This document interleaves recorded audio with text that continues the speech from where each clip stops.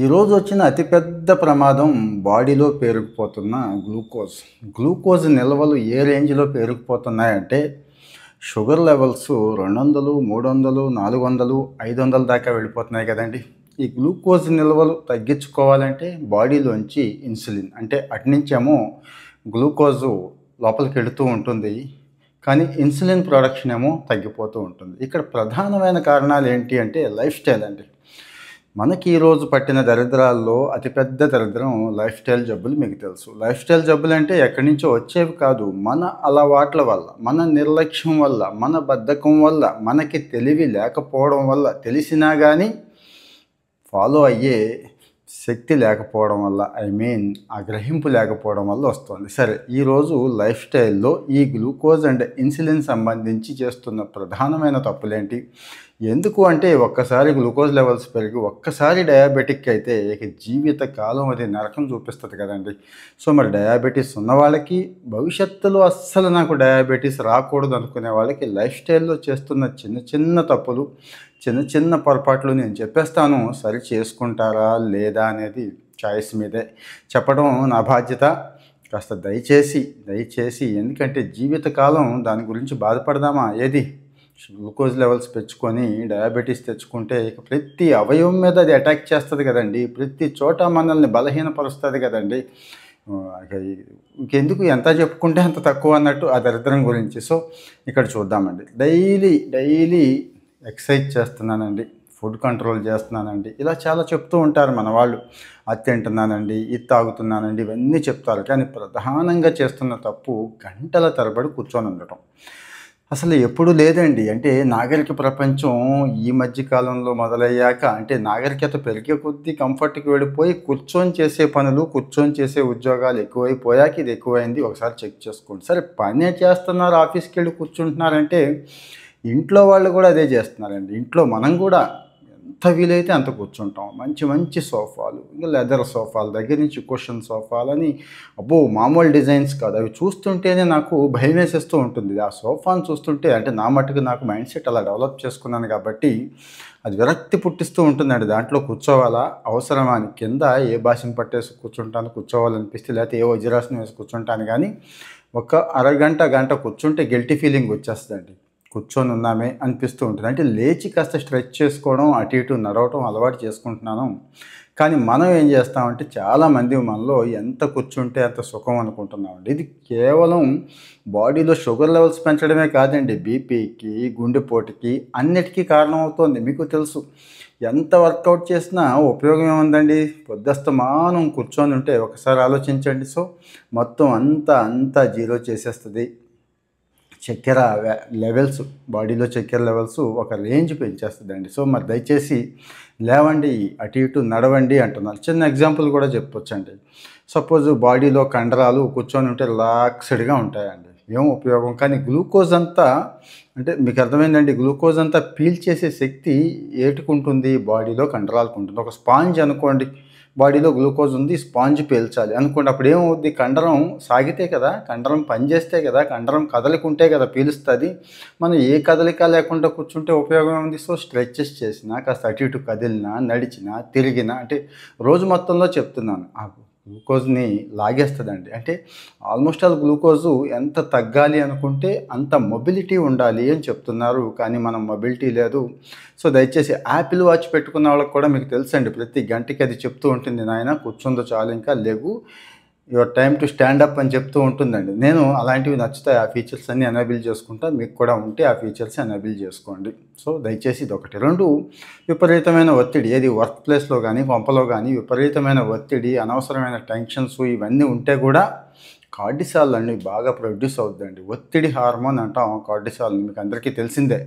మరి ఈ cortisol production ఎక్కువైపోతే మీకు తెలుసు కదా, గ్లూకోజ్ లెవెల్స్ ఇంకా పెరిగిపోతాయి, షుగర్ పెరిగిపోతుంది, సడన్గా స్పైక్ ఇచ్చేస్తుందండి. కొంతమంది పాపం అప్పుడు దాకా షుగర్ ఉండదు, లక్షణాలు ఉండవు, గట్టిగా 2-3 ఇన్సిడెంట్లు జరిగితే, ఏది ఒత్తిడితో కూడిన ఇన్సిడెంట్లు జరిగితే ఇంకంతే సంగతి అన్నట్టు అయిపోతారండి. సో మరి ఒత్తిడి నుంచి దూరంగా ఉండండి, కాస్త లేచి తిరుగుతూ ఉండండి, నడుస్తూ ఉండండి. చాలామంది చేస్తున్న పొరపాటు ఈ మధ్య కుర్రకారు కానీ మధ్య వయసు వాళ్ళు కానీ చేస్తుంది, అల్పాహారం మానేస్తున్నారండి. ఆ రోజుకి అప్పటికప్పుడు ఏమీ కాదు, కానీ కానీ మెల్లమెల్లగా ఇక మధ్యాహ్నానికి ఏమనిపిస్తుంది అంటే కార్బోహైడ్రేట్స్ ఎక్కువ తినాలనిపిస్తుందండి. ప్రోటీన్ తినాలనిపించదు. కార్బోహైడ్రేట్స్ ఎక్కువ తినాలనిపించినప్పుడు ఏం చేస్తాం, ఒక ముద్ద ఎక్కువ లాగేస్తాం కదా, గ్లూకోజ్ స్పైక్ పెరుగుతుంది, బ్లడ్లో షుగర్ లెవెల్స్ పెరుగుతాయండి. ఇది మీరు గమనించారో లేదో. సో ఎర్లీ మార్నింగ్ మంచి ప్రోటీన్ డైట్ తీసుకుంటే, ప్రోటీన్ అంటే పన్నీరు, ఎగ్స్, శనగలు ఇంకా చాలా ఉన్నాయి కదండి, అవి తీసుకుంటే ఆ తినాలనేది పోతుంది. ఏది గ్లూకోజ్ రిలేటెడ్ ఫుడ్. అలాగే కొంతమంది చేస్తున్న పెద్ద పొరపాటు నిద్ర అండి. అర్ధరాత్రి దాకా చాటింగులు పెట్టుకుంటారు, లేకపోతే కొంతమంది పని పెట్టుకుంటారు, కొంతమంది ఏ పని లేకపోయినా సినిమాలో ఓటీటీల్లో ఉంటారు.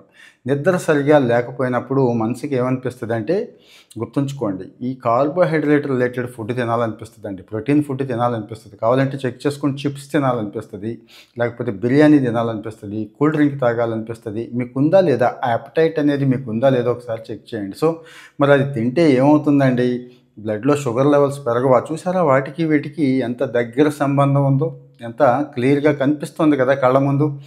తర్వాత వచ్చి ఫైబర్ ఫుడ్ తక్కువ తీసుకుంటామండి మనం. ఎందుకు పనికిరాని పేస్ట్రీలు, కేకుల దగ్గర నుంచి ఇక చాలా ఉన్నాయి కదా, ఫైబర్ ఉండదు. ఫైబర్ ఉందని అనుకుంటాం, రిచ్ ఫైబర్ ఉండదు. రిచ్ ఫైబర్ అంటే జొన్న, సజ్జ, రాగి, లేకపోతే దంపుడు బియ్యం. రిచ్ ఫైబర్ మీకు తెలుసు ఎక్కడ ఉంటుంది అనేది. అది ఎప్పుడైతే తీసుకున్నామో వెంటనే గ్లూకోజ్ షాట్ రిలీజ్ అవ్వదండి, స్లోగా అరుగుద్ది, మెల్లగా టైం తీసుకుంటుంది అరగటానికి. ఆకలి కూడా వేయదు, మళ్ళీ మళ్ళీ మళ్ళీ తినేయాలి అని కూడా ఏమీ అనిపించదు. సో మరి తీసుకునే కార్బోహైడ్రేట్స్లో మంచి ఫైబర్ ఉండేలా చూడండి. ఫర్ ఎగ్జాంపుల్ నేను తీసుకుంటాను, ఇప్పుడు ఈ టైం ఎంత అయింది, ఈవినింగ్ 7 అయింది. 7 to 8 మధ్య నేను చేసేది ఏంటి, మంచిగా రాగి జావ పెట్టుకుంటాను. ఆ రాగి జావ టేస్టీగా పెట్టుకుంటాను, అందులో కాస్త వామ్ వేసుకుంటాను. ఎగ్జాంపుల్ చెప్తున్నానండి. చక్కగా చివరిలో తాగే ముందు పెరుగు కలుపుకుంటాను, దీనికి ముందు కాస్త పాలకూర, పుదీనా వేసుకుంటాను, కాస్త నట్స్ పెట్టుకుంటాను, లెమన్ పిండుకుంటాను. చూడండి ఎలా ఉంటుందో. అంటే రిచ్ ఫైబర్ ఉంది, కార్బోహైడ్రేట్స్ ఉంది. గత 20 సంవత్సరాల నుంచి నేను తీసుకునే ఆహారం ఇది. ఈ రోజుకి నా షుగర్ లెవెల్స్ నార్మల్ లెవెల్స్ అండి, 40+లో ఉన్నా కానీ ఏ ఇబ్బంది లేదంటే ఇది. ఇక తర్వాత ఇంకో ప్రధానమైనది కాఫీలు, టీలు. ఇంకా వస్తున్నాయి కదా, దొరికినాయి కదా అని చెప్పి ఆ అకేషను ఈ అకేషను, తలనొప్పిగా ఉంది అది ఇది అని చెప్పి పొలోమని తాగేసినా కానీ ఏమవుతుందండి, బాడీలో కెఫీన్ ఎక్కువైపోతే గ్లూకోజ్ లెవెల్స్ పెరిగిపోవడానికి కారణమవుతుంది. తాగండి, 1 లేకపోతే 2 కప్పులు లేకపోతే 3 కప్పులు. తెలివైన వాళ్ళు చేసే పని ఏంటంటే, కాస్త ఎక్కువసార్లు తాగినప్పుడు సైజ్ తగ్గించేస్తారండి, కప్ సైజ్ తగ్గించేసి అందులో సగమే తీసుకుంటారు. అంటే 5-6 సిప్పులు తీసుకున్నా మెంటల్గా ఫీల్ గుడ్ ఉంటుందండి.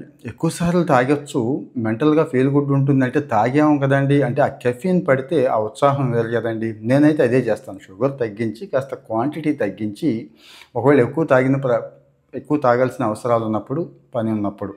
ఇంకో ప్రమాదం, గబ తినేస్తూ ఉంటామండి. ఆ హడావిడి ఈ హడావిడి అని ఫోన్ పెట్టుకోను, లేకపోతే ఎవరితోనో మాట్లాడుతాను, అదో ప్రమాదం.